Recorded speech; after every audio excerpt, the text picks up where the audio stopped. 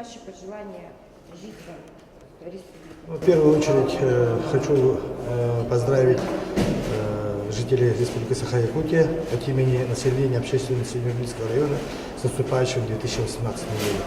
Пускай 2018 год принесет нам, жителям республики, процветание, счастье, здоровье. Так как я глава Мирнинского района, я хотел бы пожелать самого главного всем жителям Якутии — мирного неба над головой, здоровья, как наши алмазы, крепкого здоровья, как наши якутские алмазы, удачи, успехов, оптимизма и веры в будущее. Хочу пожелать всем счастья, здоровья. Все будет у нас хорошо, не слушайте, что говорят плохого. Верьте в будущее. Спасибо.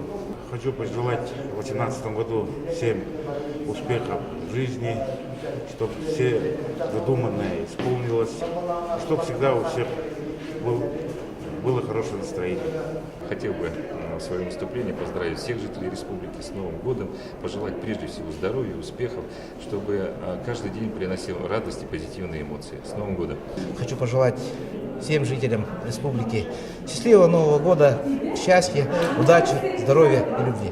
От имени нерюнгринцев, всех жителей республики с наступающим Новым годом желаю крепчайшего здоровья, побед на всех фронтах, и в производственной сфере, и в личной сфере, чтобы благосостояние жителей республики росло. Конечно, всех с повышением заработной платы и всем удачи.